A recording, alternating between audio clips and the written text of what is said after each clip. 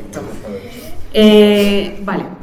Bueno, yo quería preguntar a todos los ponentes que nos han acompañado hoy, ¿cuál es su opinión o qué creéis que puede estar pasando cuando actualmente casi todos los días aparecen en prensa noticias sobre secuestros, sobre acosos, sobre asesinatos?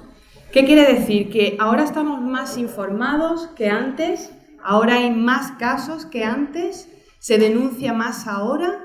¿O qué creéis, bajo vuestro punto de vista, dependiendo de la materia que cada uno toca, qué creéis que está pasando? Si queréis podemos comenzar por mi derecha y para que todos puedan dar su opinión. ¿Sí? No. ¿Me podéis encender el micrófono, por favor, de María Teresa? A ver que se escuche bien. Sí.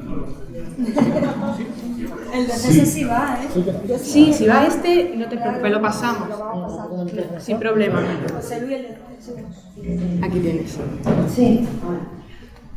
Yo considero desde el punto de vista jurídico, nada más que a mí me corresponde, que quizás sea porque ahora se da más visibilidad a todos esos casos. No creo que, hombre, también comentan que el hecho, por ejemplo, de los secuestros parentales quizás sea porque es un efecto llamada, o el tema de la manada también han comentado que también hacen efecto llamada, pero yo creo que en definitiva lo principal es que ahora se le da más visibilidad a todos los temas que antes quizás no se le daba tanto, salvo algunos casos conocidos en concreto como son los que se han mencionado aquí. En mi caso, como investigadora del homicidio femenino, ahora me sorprende que en las noticias cada vez más salgan pues estos crímenes que son cometidos por mujeres que debido a la historia y a la cultura por la que hemos pasado hemos estado estereotipadas a ser buenas personas, cariñosas, amantísimas, buenas madres, y vamos dándonos cuenta cómo la versatilidad criminal de la mujer ha pasado desde el ser envenenadora en la Edad Media a mujeres que hoy en día están en la cúspide de tratas de personas. Es cierto lo que dice mi compañera, hoy se da visibilidad a todo, estamos en la era de las nuevas tecnologías y el crimen sigue interesando. Y entonces, el hecho de que además haya un nuevo actor, que es la mujer, pues aún interesa más. Hola, buenas tardes. Yo pienso que es un poco moda informativa. Los casos vienen a ser siendo los mismos, pero hay más visibilidad. Si ocurre, por ejemplo, un ataque de perros a una persona, pues a exprimir el tema 15 meses. Se me genera una alarma social, se produce un cambio normativo hasta que surge otro tema. Es lo que yo pienso. Y algún canal de televisión a las 3 semanas te saca una película en el horario de sobremesa de un perro que ataca a. Lo mismo cuando hay un accidente de avión, una violación, un asesinato, un caso de corrupción. Trincan un tema y a tirar del hilo hasta que surja otro tema y lo van alargando todos los canales de televisión. Es la opinión que yo tengo. Puedes hablar por aquí si quieres. En cuanto a medios de expresión, yo pensaba que antes no había lo que hay ahora, ¿no?, de comunicación, de televisión y demás. Si nos remontamos años atrás, pues había el caso y 4 croniquitas que se daban a la prensa. Pero es que ahora también ha llegado una nueva forma de delinquir. Hay unos delitos que antes no había. Secuestros express no existían en España. La burundanga no se conocía. El fenómeno de la manada es de ahora. Entonces, se están importando formas de delinquir que la traen esos delincuentes que han encontrado en España el paraíso. Pues como decía Arcana, que famoso asesino, cuando llamaba a un compinche suyo, decía: vente para España, tía, era como vente a Alemania, Paco, porque decía que hay una justicia suave y una policía blanda. Bueno, yo como periodista sí que es cierto que la difusión, en el caso de personas desaparecidas, por ejemplo, ha aumentado. También es verdad que la repercusión que tienen los medios en las redes sociales, los compartidos, también favorece esa difusión, pero ojo, no quiere decir que esto siempre esté bien, porque desde luego hay prensa que no es responsable, hay medios que informan de un caso para simplemente hacer o llegar al clic barato, entre comillas, que a ellos les repercuta grandes beneficios, ¿no?, por ingresos por publicidad, y luego que es verdad que hemos visto en esos desaparecidos. Somos conscientes de ello, por ejemplo, como en ciertos casos muy mediáticos ha llegado incluso a mentir para seguir difundiendo y seguir, seguir que la gente entre en las páginas web y se siga vendiendo. Bueno, yo soy muy simple. En el libro mío, Crónica Negra de Granada, que era de 2002, el periodista que me lo prologa, que es Nacho Saiz Pardo, que he hablado varias veces, ya oí de él, pero es un periodista que ha isolado muchísimos años, un gran periodista, pone de manifiesto cómo parece ser que en ese momento, hablo de 2002, había decaído un poco la moda del crimen de sangre. Y estaba, de la novela negra, el thriller, y estaba mucho más de moda, por ejemplo, la novela histórica. Hoy en día asistimos a un momento donde nuevamente la atracción por el crimen es bastante importante. Además, la atracción por el crimen, el morbo por el crimen, y más por el crimen de sangre, el crimen violento, es una cosa que es casi consustancial a la naturaleza humana, como decía André Malraux, ¿no? Pero hay una cuestión fundamental. Las televisiones, no todas las televisiones tienen esa posibilidad con que estar constantemente lo mismo, aunque todas al final repiten la misma noticia, y es porque en los casos de estos la producción es muy barata. Es decir, producir cualquier programa de televisión es carísimo, mientras que hoy en día un crimen, la señora de Almería es todo el día repitiendo lo mismo y lo único que tienen que hacer es qué pasa por allí, que había visto a la señora o al señor que había cometido el crimen allí, tomarse una cerveza y cuenta tal y cuenta cual, entonces la producción es muy barata y queman horas y horas de manera muy fácil repitiendo simplemente lo mismo. ¿El crimen está de moda? No, el crimen siempre está de moda. Y el conocer el trasiego del crimen es algo que a todos los que somos personas, somos humanos, pues nos atrae de una manera u otra por una circunstancia u otra. Por tanto, ¿existe una mayor moda en este momento? Creo que no. ¿Existen más medios de comunicación? Sí. Además, las redes sociales hacen bastante también esto a la hora de facilitar la comunicación y sobre todo la especulación. En el caso de las denuncias, ¿creéis que ahora se realizan más? ¿Porque no se lo ha dicho? ¿O...? Sí, quizás sigue existiendo la mentalidad que no es así, de que la familia, yo hablo por ejemplo en el caso de desaparecidos, de que hay que esperar 24 o 48 horas. Eso es totalmente incierto. Cuando una familia va a interponer una denuncia, porque ya previamente ha hecho todas las gestiones necesarias para poder afirmar que ellos saben dónde está su hijo, su padre, su amigo, su familia, la persona que sea. Sí es verdad que cuando en ocasiones, no siempre, pero en algunas ocasiones va a Policía Nacional, va a Guardia Civil, y no es que te prohíban poner la denuncia, te invitan a esperar. Siempre te dicen no te preocupes, sobre todo cuando se trata de personas, de jóvenes, siempre te dicen que seguramente se ha ido voluntariamente, no te preocupes, que pronto volverá a casa.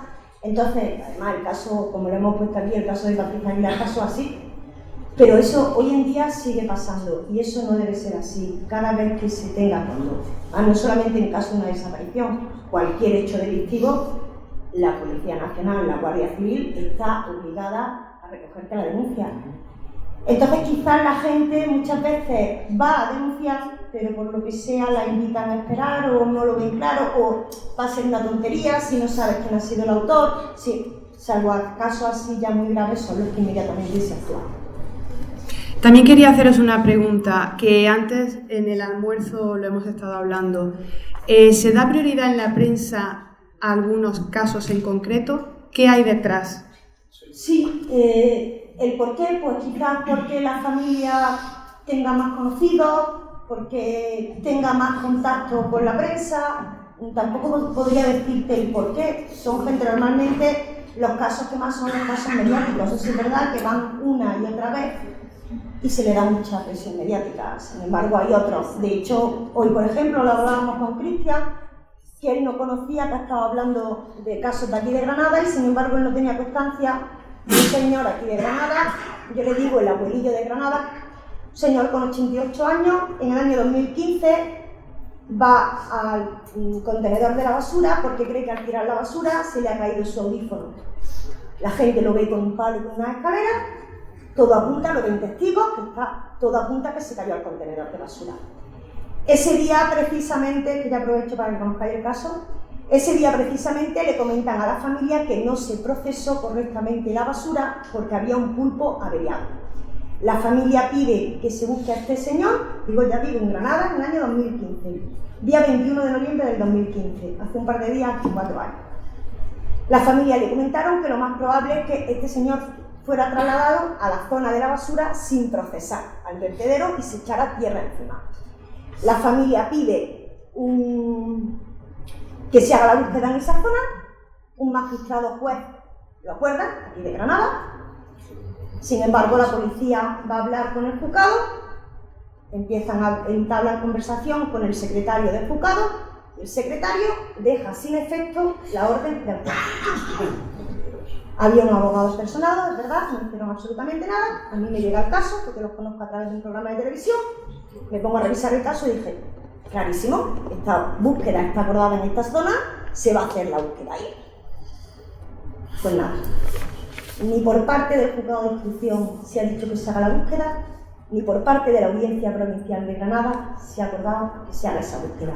No me ha quedado más remedio que irme al Tribunal Constitucional, poner un recurso de amparo que sé que admiten un 1% por vulneración de derechos fundamentales, y a saber lo que nos dice. Y sin embargo, muchos no conocéis, quizás no conocíais ese caso, y es de aquí, de Granada. ¿Contra qué resolución han puesto recurso? Contra la Audiencia Provincial.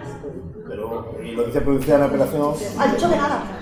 Pero contra una resolución del juez. Del juez, interpuso resumido. Pido la búsqueda. Pero el juez no fue el juez que la acordó, no el secretario. Pido la búsqueda, porque esa búsqueda está acordada, y me dicen que no. Pues será el juez, no va a ser El juez, el secretario. sí, luego el juez. Ante eso interpongo el recurso de reforma. No, pero vamos a ver, a mí lo que me dicen que no es al reiterar la búsqueda que ya estaba acordada previamente y que no se hizo.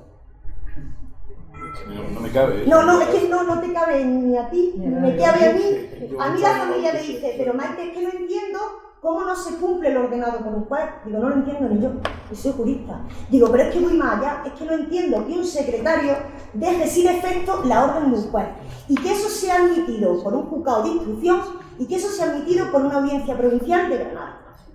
Que no se meten ni siquiera en entrar a valorar en el hecho de que no dicen nada de que se ha dejado sin efecto. Dicen que, no sé, que dado el tiempo transcurrido, ya han pasado 4 años, que ahí no va a haber restos humanos. Pero eso no es lo que estamos entendiendo. No, pero que ya le Está digo. interesando la diligencia de búsqueda. Claro. Y esa diligencia de búsqueda a los 4 años, no es fácil que digan que no se van a cumplir. Pero yo entiendo que hay que al menos intentar esa búsqueda, porque está acordada por un magistrado juez y fue dejada sin efecto por un secretario. Además, tengo el sumario que cuando quieras te lo puedo pasar, porque la verdad es que yo cuando lo vi me quedé sorprendida. Entonces, la audiencia no se mete que esa orden se dejó sin efecto, curiosamente. Yo cuando quieras te facilito. Es muy raro. Es muy raro, sí. Conozco a los jueces de instrucción de aquí y conozco a los jueces de provincia de aquí. Es muy raro. Bueno, vamos a continuar porque seguro que ellos también tienen muchísimas preguntas. Guzmán, me gustaría también saber por la parte de la materia que te toca, no sé si hay prioridad o no cuando se tiene que analizar algún caso. Sí que la hay. El micrófono. Sí que la hay, evidentemente. No es lo mismo analizar una prueba de paternidad o las muestras procedentes de un robo que un asesinato. Evidentemente, yo lo siento mucho, pero los delitos más graves tienen más prioridad. Porque no es lo mismo tener en la calle a un ladrón que tener en la calle a un asesino. Y la resolución de un tipo de asunto de otro, pues la prioridad la da el delito. Yo qué sé, yo siempre cuando llego a casa o salgo me dicen, ¿vas a llegar a comer? Digo, no lo sé, ahora aterriza un avión de Canto en la autovía y ya hemos echado la tarde. Entonces, tenemos que ir todos para allá y dejarlo todo. O sea, aterriza un avión de Canto en la autovía, pues ya no llego ni a cenar. Entonces, sí, evidentemente la prioridad la marca la urgencia y el delito. Hay una duda que tenemos así algunas personas del equipo y es dentro de tu ponencia que nos has estado explicando todo lo que, bueno, el laboratorio, todo lo que hay que hacer. ¿Cuánto cuesta analizar una muestra? Bueno, voy a hacer una matización. Yo voy a decir aproximadamente 400 euros por muestra. Eso va en materiales, sin incluir, si fuese una empresa privada, sin incluir alquiler de equipos, ni sueldo, ni nada. Y tú te vas a una farmacia a hacerte un test de paternidad y te cuesta 200-300 euros. ¿Por qué es más caro? Cuando tú llevas una muestra que tú sabes que tiene ADN a una farmacia, llevas 2 bastoncillos, uno mío y uno de un hijo mío. Quiero una prueba de paternidad. Son muestras que contienen ADN. y se utiliza un kit pues, más o menos barato, más o menos marcadores. Con 12, 14 marcadores tengo un resultado fiable. Ahora, cuando se trabaja en criminalística o en forense, necesitamos lo que llamamos reactivos de batalla. O sea, yo necesito unos reactivos que yo coja una muestra, perdona la expresión, una muestra de mierda ahí del suelo y que me dé un resultado. Entonces, esos reactivos son mejores, esos reactivos son más caros y esos reactivos dan resultado cuando otros no. O sea, aproximadamente unos 400 euros por muestra. Bueno, continuar. Juan, tanto cuando estuvimos contigo en el homenaje al Semanario El Caso como hoy, de nuevo has dado a relucir que todavía hay censura. La verdad es que esto es terrible tanto para el trabajo de los periodistas como para otros profesionales.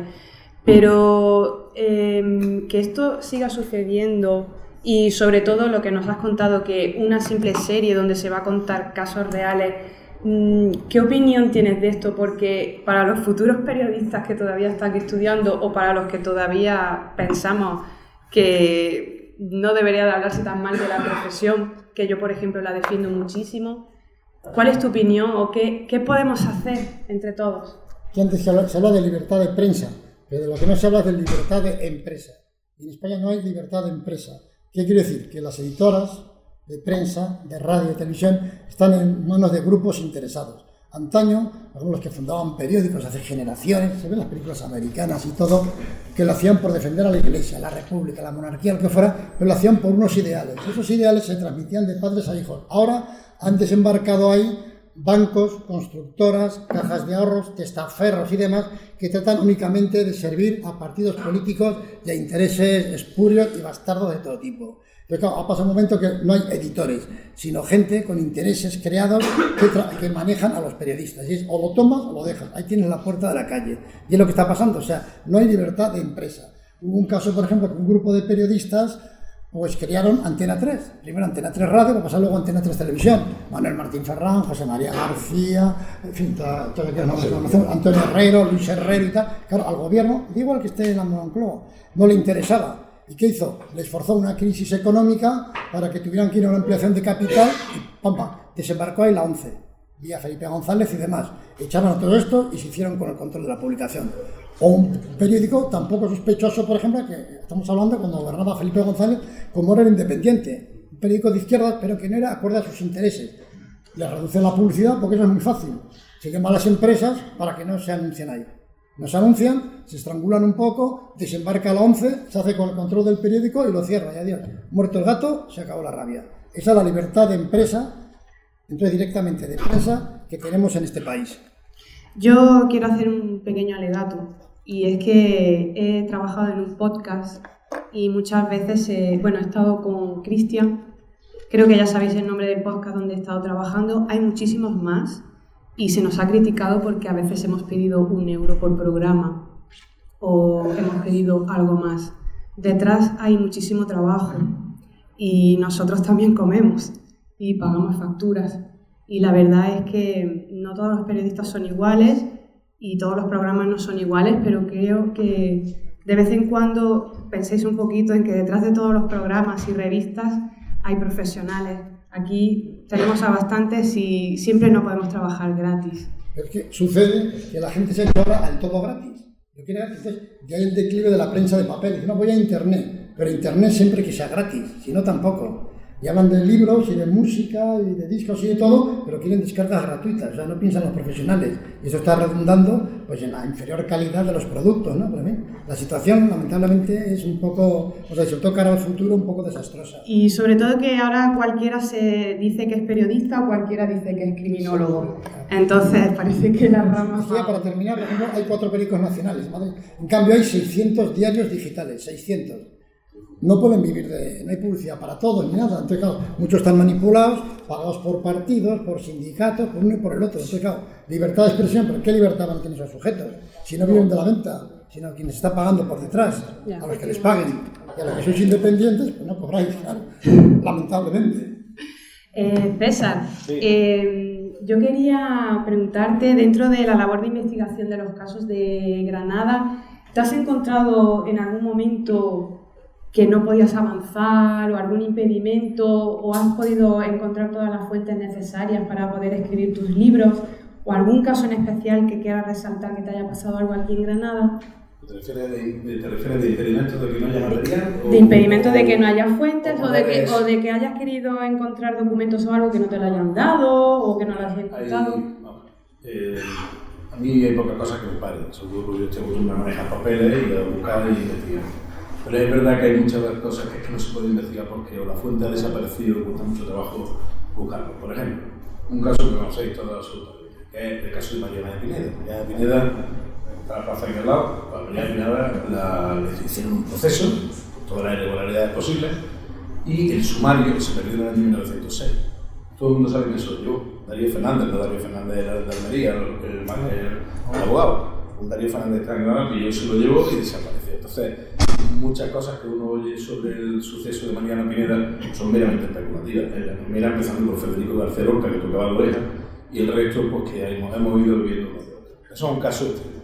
Después hay casos y cosas que es muy difícil investigarlas, por ejemplo, todo lo que a partir del año 1990, 91, 92, que está ya básicamente en las colecciones digitales, las colecciones jurídicas, es relativamente fácil investigar. Todo lo que es anterior, aun cuando se investigue, aunque se consulte Aranzadi y tal, es muy complicado. Hoy en día estamos acostumbrados a hablar y cuesta muchísimo encontrar. Después conectarlo con los documentos judiciales, o sea, los sumarios, o conectarlo con los documentos policiales, también tiene su trabajo. Por tanto, ahí yo me he encontrado en todo el proceso de los años 1981 a 1995 muchísimas dificultades para encontrar documentación que no sea documentación periodística.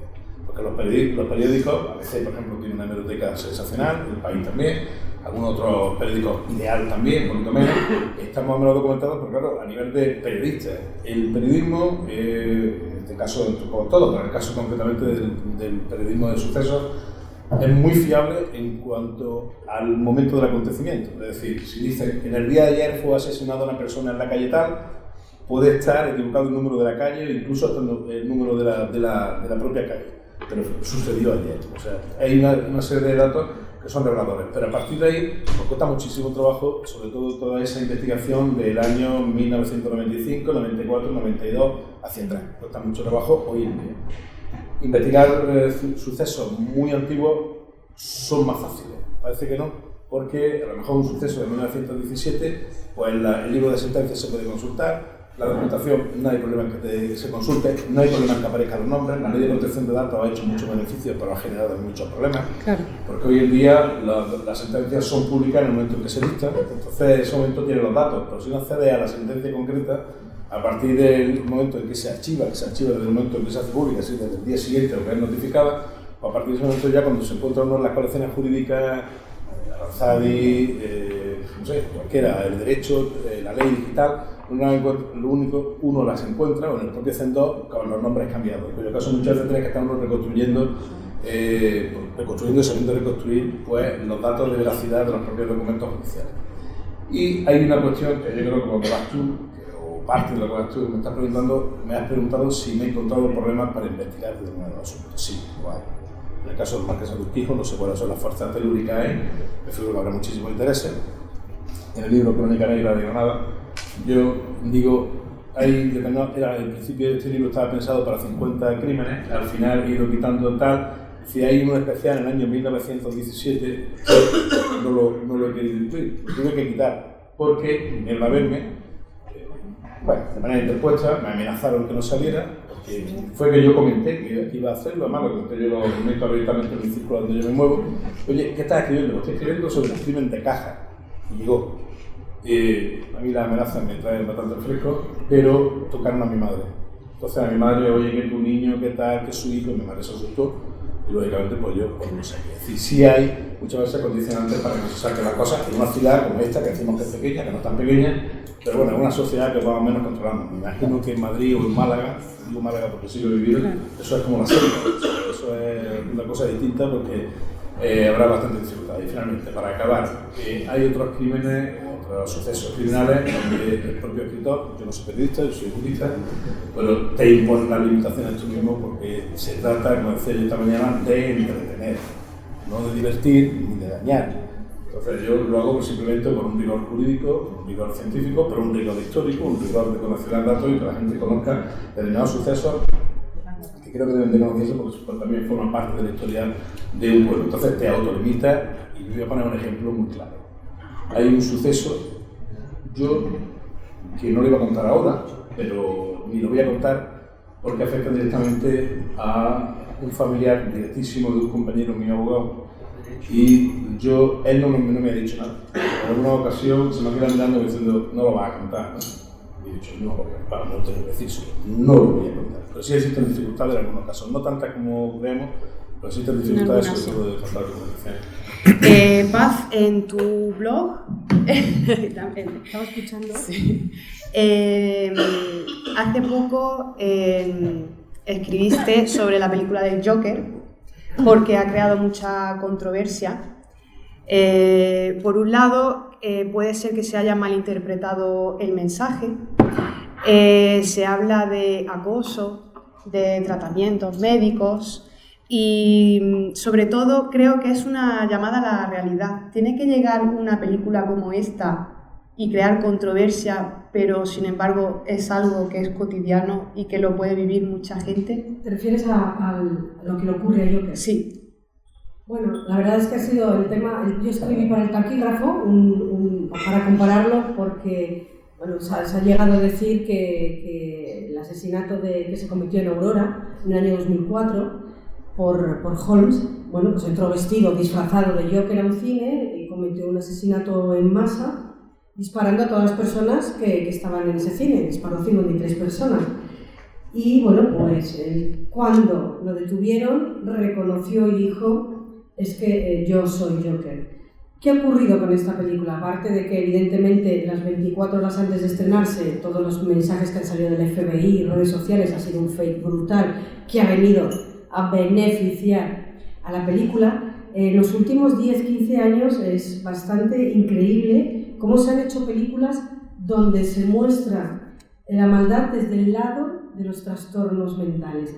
Hay que quitarnos el estigma de que todos los trastornos mentales convierten a una persona en asesina, en delincuente, en agresor, porque no es cierto. Está demostrado que los grandes asesinos de nuestra historia son personas totalmente cabales, sin trastornos mentales. Lo que tienen es un trastorno de personalidad antisocial unido a un trastorno narcisista.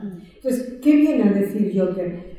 Hay una cosa que es muy importante y te habla de esa infancia. No es un tópico, está muy mitificado el hecho de que un sujeto que pasa por una infancia complicada, disfuncional, que es víctima de maltratos, psicológicos, sexuales, emocionales, que son los peores, termina convirtiéndose en asesino. No. Jeffrey Dahmer fue el niño más mimado, más querido, más deseado y mejor cuidado del mundo y terminó comiéndose a sus víctimas. Es decir, es un factor más porque el crimen es multifactorial. ¿Qué nos viene a decir Joker? Joker nos viene a decir que cuando un sujeto, como pasó con el arropiero, no es tratado adecuadamente desde el punto de vista médico, puede terminar convirtiéndose en una persona que esa actividad, esa conducta antisocial va a convertirlo en un asesino. Es una llamada de atención a aquellas personas que ya tienen, porque hay una escena impresionante cuando él dice, no vas a poder venir a tratar porque no hay dinero. Ese es el gran problema que adolecen las personas que tienen estos tratamientos o que tienen estas patologías, que se les deja de tratar. Cuando se les deja de tratar, dependiendo de qué trastorno, de qué patología tengas, en el caso de Joker, evidentemente se termina convirtiendo además en un asesino notorio, lo planifica absolutamente porque quiere que todo el mundo sepa, soy yo, y si hubiera seguido quizás con el tratamiento, pues no hubiera ocurrido. Y con el arropiero pasó lo mismo, cuando se detuvo al arropiero o al matabendigos, por ejemplo, que es un caso aún más paradigmático, sabían lo que ocurría y lo dejaron de lado, no quisieron tratarlo. Es decir, hubo maneras de evitar que siguiera matando y no se hizo. Vamos a pasar a las preguntas del público. ¿Alguien tiene alguna duda? Yo lo que no comprendo es que porque se ha estado diciendo, y lo ha dicho ya en varias ocasiones, ¿cómo es posible que una persona que ha matado a gente la sigan dejando libre? Si va a volver a reincidir. Si esa persona no tiene solución.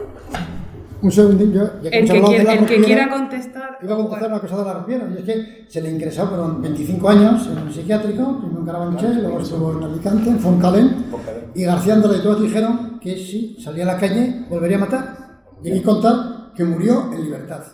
Exacto. Y el matamendigo, gracias a Dios, bueno, que falleció en prisión, Sí, porque había gente que le tenía pánico de que en cuanto lo viera en la calle podía cortarles el cuello porque lo habían denunciado ante el juicio y demás. O sea, ha pasado con la Ropiero, con el matamendigos. El mataviejas también iba a salir a la calle si no le llega a matar. Bueno, y Pedro Gallego, el violador, que ha sido el que ha dicho, por favor, no me dejéis porque no puedo controlar mi impulso. Entonces, antes de salir de prisión, lo ha comentado. Es más, a mí me llegó la última conversación que tuvo con la policía y dijo, es que me pasa esto, tengo un trastorno de control de impulsos, que no se llama así porque eso lo ha inventado, porque estos al final leen mucho y saben mucho, pero no puede evitarlo. No puede evitarlo. Los forenses dicen que son irrecuperables para la sociedad. Pero según la legislación española, 25 años. Si es un sujeto con un trastorno de personalidad antisocial con rasgos de psicopatía, no hay manera de que ese sujeto... Eso es, pero vuelven a la calle. Puede reincidir, sí, pero también puede que no, porque ahora mismo Javier Rosado, uno de los grandes psicópatas de nuestro país, está en libertad desde hace bastantes años. No sabemos dónde está, no sabemos ni cómo se llama, porque yo es un caso que seguí mucho, le fui a ver a prisión, no tengo ni idea dónde está. Se ha demostrado que es un psicópata, es más, así lo determina la sentencia, y quizás no vuelva a reincidir. O quizás sí, es decir, con los psicópatas no podemos tener claro, así como con un delincuente sexual, que sobre todo agreda, como ha pasado con Tomás Pardo, el agresor sexual de Martorell, el violador de Martorell, que estos violadores que no buscan la gratificación sexual, sino que lo que buscan es un poder y un control sobre la víctima, son más reincidentes que un oportunista, por ejemplo. Sí, vamos a darle la palabra a César, que la ha pedido. ¿No? Yo voy a añadir lo que está diciendo. Ah, vale. Vamos, sí. El caso de Ropiero, de Manuel Delgado Villegas, es distinto. Estuvo matando hasta que lo cogieron, estuvo guardado, estuvo en el psiquiátrico de Foncalén y finalmente salió y murió.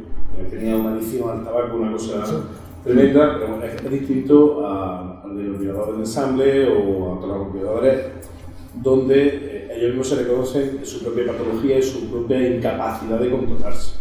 La sentencia lo que declaran, pues ahora como dice, que dicen que la persona tal es inimputable, o sea, le aplica la medida de seguridad, lo lleva a prisión, tiene 7, 8 días, 15 años, ya he visto los problemas educacionales son levántate y anda, mañana comenzamos a andar, sembrando en el jardín para intentar reeducarlo, pero no se puede. Concretamente, Gustavo lo he comentado en un momento, aquí en Granada hay un asesino, mató a su padre y a su madre, y yo lo conocí por pura circunstancia. Apareció por mi despacho por una cuestión y estuvimos hablando, entonces claro, yo ya cuando se identificó y ya intenté cierta conversación con él, le pregunté, pero ¿esto es verdad que tú oíste al demonio diciendo tal? Dice, sí, y que dice, y lo sigo oyendo. Lo que pasa es que ya no le hago caso, es decir, que este tiene una esquizofrenia diagnosticada, es decir, lo siguen oyendo. Lo siguen, o sea que se controlan a través del control de la L-Dopa y una serie de... ¿No? ¿L-Dopa me parece lo que le controlan? No lo sé. Ah, bueno, el control de la L-Dopa y tal, y lo controlan algo, pero el impulso criminal lo siguen teniendo. Ahora, quiero decir una cosa frente a esto. Es decir, nosotros nos encontramos en una sociedad, en un estado de derecho. No hace falta que lo diga, todos estamos aquí convencidos de eso. No se puede establecer una medida de seguridad concreta, constante sobre determinadas personas, porque las penas tienen un factor que es el educacional. Sobre todo a estas personas que se aplican ese tipo de medidas. Es decir, es un peligro que se gente en la calle, pero por el solo hecho de tener esa enfermedad no pueden estar concretamente y siempre absolutamente guardados. Eso es un peligro que tiene que asumir la sociedad y tienen que establecer determinados controles para estas personas. También tienen derecho, son seres humanos, ¿no? Sí. Si no, entraríamos en una sociedad cada vez, que yo creo que está poniéndose más de moda, en una sociedad lombrosiana. Es decir, por el solo hecho de que existe una serie de circunstancias que las personas son delincuentes por sí, el hombre delincuente se le considera delincuente de por vida. Yo creo que eso llevaría a consecuencias pues, muy nocivas, no hablemos del nazismo, sino incluso del neurochismo. Corto con decir una cosa. Es decir, es peligroso que esa gente esté en la calle, pero esa gente tiene el derecho a estar en la calle. Porque habrá que articular de qué manera se le controla. Cuestión distinta es que la política psiquiátrica en este país esté mal. Yo lo voy a decir de una manera un poco simpática, ¿no? Muchas veces nos sorprendemos de la gente, tú como has sido magistrado, de la gente, las tonterías que dice en televisión. Entonces, antes me dice, bueno, esto antes no pasaba, porque esa gente, yo de verdad, esa gente estaba antes en su casa, guardadico, y estaban cuidados con su familia o en centros psiquiátricos, cuidados.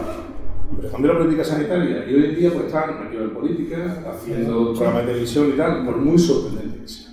Por tanto, lo que tiene que cambiar no es la percepción de la sociedad, sino el control precisamente de esa persona. ¿Alguna otra pregunta?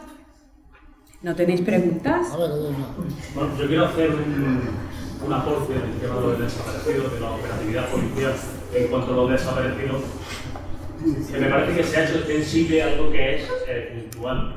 Cuando una persona está denunciando un hecho de desaparición, automáticamente eso está extremadamente protocolarizado. Automáticamente el funcionario de la oficina de denuncias tiene la obligación por circular de informar al jefe de sala, y la descripción de la persona que ha desaparecido se pasa automáticamente a todos los grupos operativos que haya en ese momento.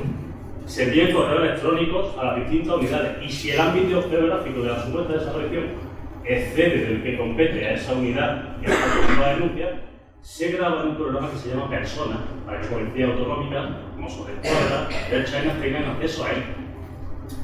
Puede que puntualmente una persona que tenga antecedentes en un adolescente que suele irse de su casa, la policía le pida prudencia y le pida espera. Pero yo eso de que la policía aconseja 24 horas... Puntualmente, lo he dicho, puntualmente sigue pasando al día de hoy. No. Ah, bueno, sí, muy puntualmente. Sí, puntualmente, no digo que no sí, es la norma general. Vale, no, simplemente quería aclarar eso, sí, es verdad que has dicho que en el caso Sí, de sí, puntualmente. puntualmente. Ya digo, sigue pasando, pero que no es la norma general. No, pero que no estoy intentando cosas decirte que es verdad. Pero que es verdad que ese mito ha permeado mucho de esperar 24 horas tal. Eso, yo creo que sepa la gente que eso no es así. Al contrario, es una tipología que está extremadamente protocolarizada y que tiene unos pasos muy líquidos y hay una eficacia, yo creo que muy grande. De hecho, a las personas se dan cuenta prácticamente, a la mayoría, obviamente, en los primeros minutos de desaparición. Entonces, eso se divulga de forma inmediata a nivel nacional. Es simplemente la porque. Muchas gracias.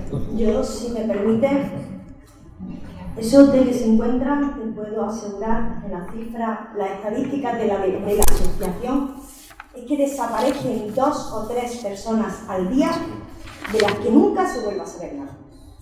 No estoy diciendo que no se actúe rápido, totalmente. No estoy diciendo, efectivamente, solamente en casos puntuales. Ahora, que es verdad que cuando se trata de personas no menores de edad, porque se actúa rápidamente, cuando se trata de personas con 20 años, siempre existe la teoría. Es una fuga voluntaria, volverá pronto, pero no siempre. Está claro que la percepción para el denunciante es que siempre se va lento, eso hay verdad. Y la percepción, no por parte de las fuerzas y cuerpos de seguridad del Estado, que sí que saben que no se puede esperar, por parte de la gente. La gente se cree, nos siguen preguntando, no, pero es que no tengo que esperar 24 o 48 horas para denunciar, por parte de la sociedad. Claro, eso no es verdad. Eso es por parte de la sociedad. Eso es una cosa que salía en películas americanas, lo interiorizamos con base jurídica cero patatero, y como sale en una película americana nos lo comemos. Lo de fuera siempre es lo mejor que lo nuestro, y así nos va. Así es.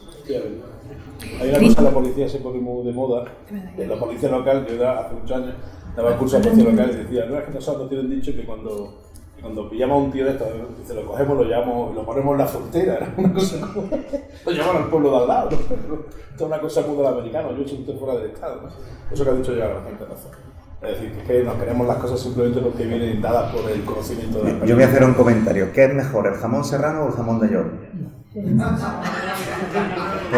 ya lo he dicho todo. Pedro Sánchez, que son especialistas.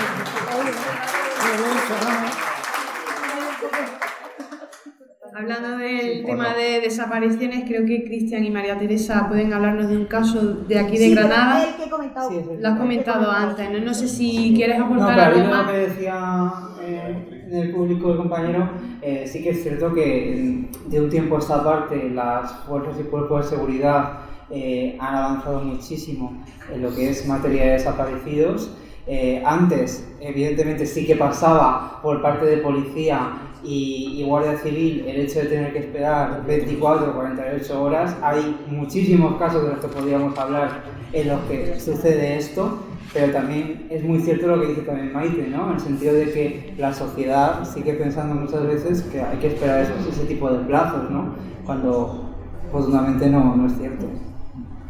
¿Alguien más tiene alguna pregunta?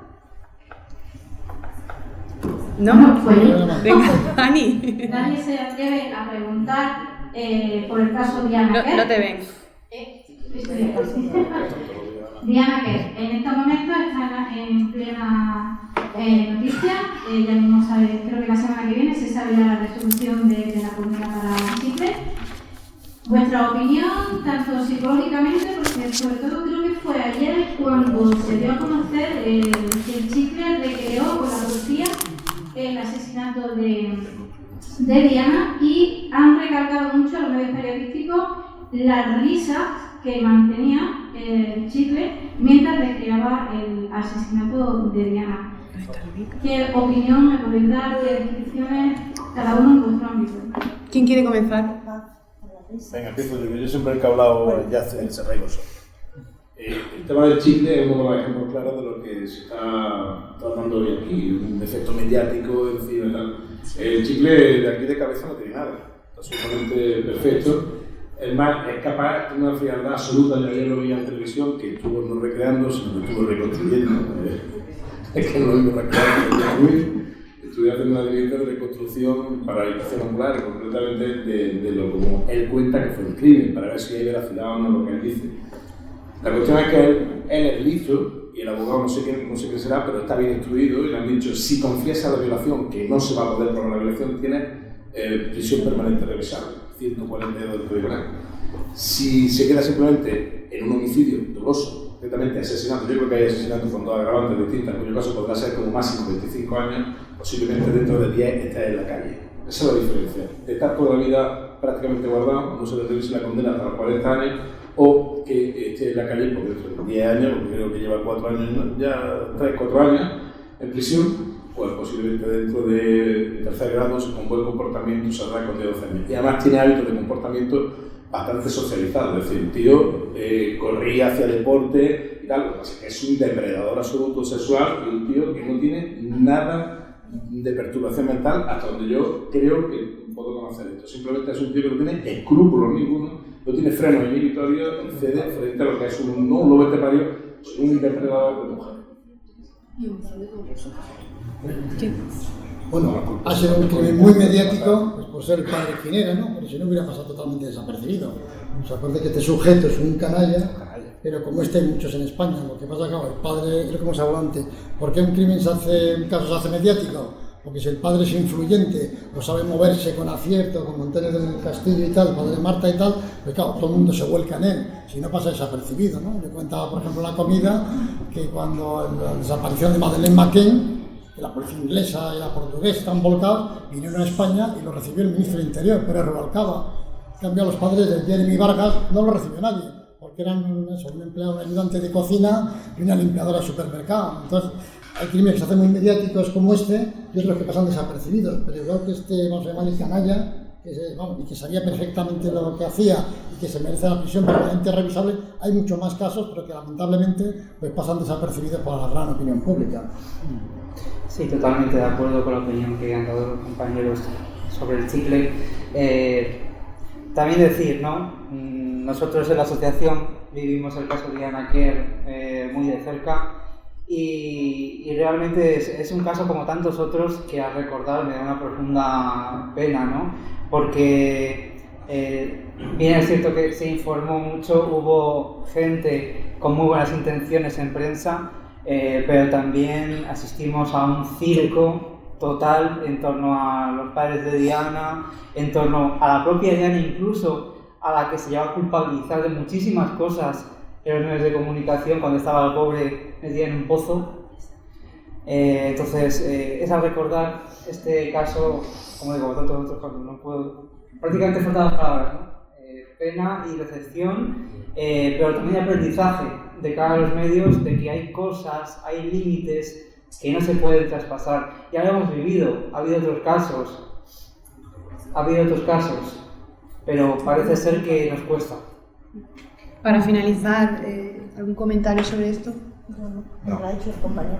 Bueno, yo la opinión que tengo de este señor me la voy a reservar porque no es políticamente correcta y lo mismo roza hasta el delito, pero creo que todos pensamos lo mismo y me voy a abstener a decir nada. Bueno, si no hay ninguna pregunta, ¿sí? Sí hay. Hola. Bueno, estamos viendo que los medios de comunicación están poniendo últimamente unos crímenes bastante, en fin, no sé cómo calificarlos, pero estoy observando, o me ha parecido que observo una cosa. Por ejemplo, vamos a sacar el famoso crimen de la manada.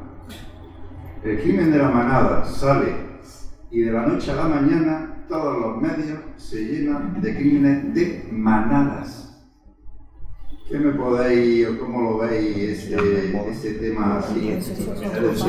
Pues si queréis vosotras que no... Detonante de que salga uno para que ya salgan los otros, o esto es una moda, o esto... A ver, mi opinión, y como abogada penalista que he sido durante 25 años, puedo decirte que lamentablemente agresiones sexuales grupales, tengo aquí oído magistrada, jurista, abogado, ha habido siempre. La manada no es la panacea, este grupo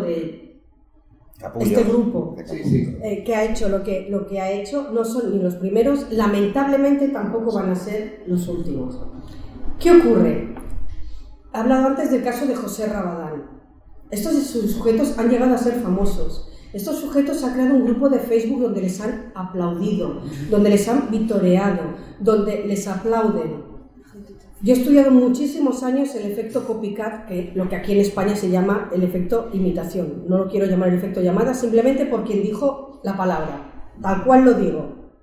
Entonces yo lo llamo efecto imitación. No creo que haya un efecto imitación. Por dos razones. Primero, la primera creo que ahora son las chicas, porque el delito que menos se ha denunciado en nuestra historia es precisamente la agresión sexual, por vergüenza, por miedo al rechazo, por muchísimas razones, miedo a la familia. Entonces, no se denunciaban las agresiones sexuales. Ha habido una cifra negra en la historia criminal y sobre todo en la historia de nuestro país, que hemos pasado por diferentes momentos históricos y políticos donde las mujeres callaban. Ahora se cuenta. Ahora las muchachas que desgraciadamente les pasa esto, y también ha pasado en muchos pueblos de Barcelona, hubo un caso en la noche de San Juan, estas niñas van, y digo niñas porque son niñas en muchos casos, van y denuncian. ¿Qué ocurre? No sé quién ha dicho antes la frase, ha sido tú, Juan, que a veces una cosa contada 1000 veces impacta más. Ahora se cuenta, aún así hay muchas agresiones que no se cuentan. Hay un caso que ha ocurrido en Barcelona, que yo he seguido muy de cerca el caso y he llegado a conocer, es el Albert Caballé, que no tiene nada que ver con lo que estamos hablando, pero simplemente para que sepas que este señor estafó, se le llama el estafador del amor, muchísimas mujeres y muy pocas se han atrevido a denunciar. Si hubieran denunciado todas, a este señor hubiera caído mucha más pena que la que le ha caído. ¿Qué ocurre en el caso de estas agresiones sexuales grupales? Que ahora además todas las llaman por el mismo nombre. Es una agresión sexual grupal. Olvidémonos de poner motes y de poner nombres, porque eso lo que está haciendo es enalteciendo a estos. Porque resulta que ya, mira, somos como estos primeros. No. Entonces, lamentablemente, ahora se denuncia más, se atreve más, porque están viendo que está habiendo consecuencias jurídicas. Porque una de las razones por las que muchas mujeres que han sufrido agresión sexual no han denunciado es porque han visto que penalmente esta conducta no ha tenido una consecuencia. Y dicen, ¿para qué? Voy a pasar por la vergüenza, por una doble victimización o tercera victimización, porque he de contarlo esto cuántas veces. Me va a hacer preguntas el abogado de la parte contraria, que son preguntas bastante de pasar. Te ponen fotografías, audios, vídeos, porque ahora ya es que encima con las nuevas tecnologías tienen vídeos, audios, fotografías, tienen absolutamente de todo, y una víctima tiene que pasar por eso una vez y otra vez y otra vez.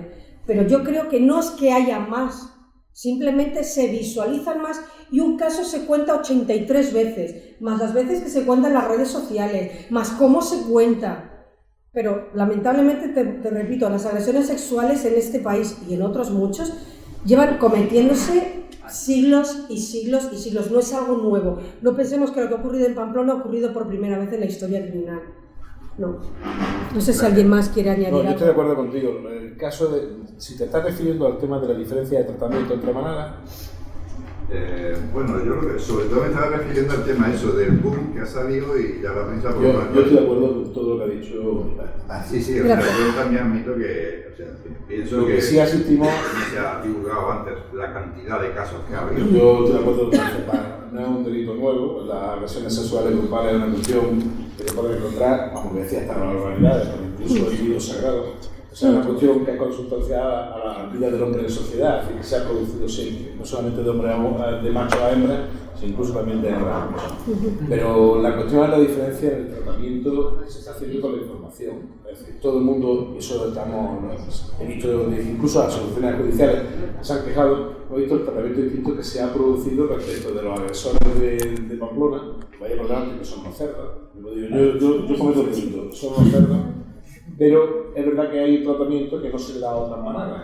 Y es porque realmente detrás de la perseguibilidad o de la persecución que se está realizando de la manada de estos de Sevilla, es porque existe un tratamiento diferenciado por sesgo ideológico. Es decir, el ser heterosexual, macho dominante, agresor, como en este caso, español, blanco y tal, pues te deja indudablemente fuera de un blindaje que no tienen otros que por su condición de ser marginados, menores y tal, se están protegiendo. Sobre todo porque existe, yo lo digo, no sé si aquí habrá gente, lo siento, pero yo lo pienso así, lo digo realmente, porque existen determinadas organizaciones políticas, muy del espectro de Podemos y tal, que han hecho de esa caza, concretamente del hombre blanco machista, estereotipo del fascismo y tal, propio de la manada, un objeto a eliminar y a perseguir. No se produce con el ejemplo, por ejemplo, esta de nuestros niños. Bueno, pues yo trabajo con los niños, y yo con los niños, no todos son unos agresores, por supuesto que no, pero esos niños pues atacan a nuestras niñas y a nuestras mujeres, y lo digo que soy letrado de la comunidad autónoma, y si hay alguien que sabe de menores, de agresión de menores, soy yo, de menos. Por tanto, es decir, que lo que existe detrás de hecho, yo suscribo todo lo que ha dicho Paz en este momento, pero existe un tratamiento sesgado, ideológico concreto para perseguir a un estereotipo concreto de personas, en este caso varones, españoles, heterosexuales, y comillas, como ellos dicen, fascistas y agresores. Vamos con la última pregunta.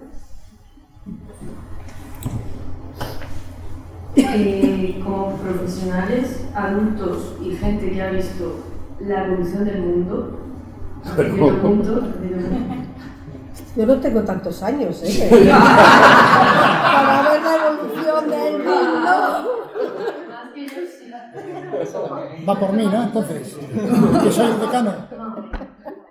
¿Hasta qué punto creéis y consideráis que son buenas las redes sociales y los medios de comunicación?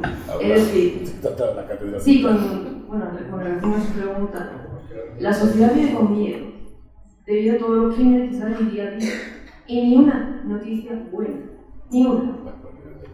Y yo estoy harta de eso, porque sí hay noticias buenas y no se dan a conocer. Por lo tanto, pienso que es el medio para conseguir un fin de lo que dominan el mundo actualmente. Yo, medio minuto, un compañero mío, fue director de periódico de la extinta cadena de medios de información social del Estado, y un compañero mío que era director la media de comunicación social del Estado. Es que si digo prensa del movimiento, suena peor. Piresa, ¿no? También. Piresa. Pues el director de Hierro, cuando se cerró el periódico Hierro y demás, creó un periódico de noticias buenas. Y al poco tiempo se arruinó, por supuesto. Lamentablemente, pero es así. Parece que vamos al titular. Digo una cosilla antes de ya que me he animado. Sí. No para, pero bueno. Pilar, que es catedrático de Derecho Administrativo, y además ahora precisamente pues, es la titular de una cátedra que se llama Cátedra Hermes para la Ciudadanía Digital. Nosotros pertenecemos a una fundación en Madrid muy potente, donde hay gente muy potente, solo tiene por objeto intentar hacer de la red un lugar aceptable. Es decir, yo siempre lo digo, lo dije hace poco en un artículo, que aquí existen tres estados. El Estado de Derecho, el Estado de Hacienda, que no hay derecho, cuando entras por Hacienda ahí se ha cambiado el sistema acusatorio por el sistema inquisitivo, y la red es la selva. Y frente a los que están en la selva viviendo de eso, la selva profunda, menos profunda, que no quieren ningún tipo de regulación, pues existimos toda una serie de ciudadanos, que yo creo que los que estamos aquí, que exigimos necesariamente que las redes tengan una regulación, pero lo que no puede ser es que el Estado de Derecho acabe donde tú te conectas al ordenador y nuevamente comienza a partir de cuando tú desconectas el ordenador, porque si te metes en las redes no tienes derecho. Estás vendido, eso no puede ser. Por tanto, yo creo que las redes son ominosas. Si las redes tienen una particularidad, yo antes estaba hablando con uno de los compañeros y me contó consultar lo que ha dicho. Para eso sirve las redes, sirve Internet, pero el resto más allá, el tema de la privacidad, de la decencia humana, de la dignidad y tal, pues es un auténtico horror, Y yo lamento mucho haber hecho que mi hijo, o yo también, ¿no? Que mi hijo esté en la redes, ya son adultos, pero en cualquier caso me parece que lo que nosotros estamos viendo ahora, por mucho que ya hemos visto ya en el mundo, no lo hemos visto nunca, exactamente igual que tú. Mira. Yo sí quiero añadir algo. Vamos a ver, en la historia de la humanidad, primero se han producido los inventos y luego la regulación. Vamos a pensar en el coche. Primero se inventó el coche y cuando se produjo el primer atropello, el primer tonto que hizo un trompo, ya dijeron vamos a ir por la derecha, vamos a ir por la izquierda, porque cada uno conducía como quería. Esto es un invento nuevo y requerirá un poquito de tiempo para que haya una regulación. De momento tendremos que sufrir algún que otro atropello, pienso. Bueno, quiero agradeceros a todos que hayáis estado con nosotros durante todo el día en este segundo congreso. Como dije esta mañana, os espero dentro de 2 años porque vamos a seguir con este congreso. Agradecer sobre todo a estos magníficos ponentes que han estado hoy con nosotros, María Teresa, Paz, Guzmán, Juan, Cristian y César.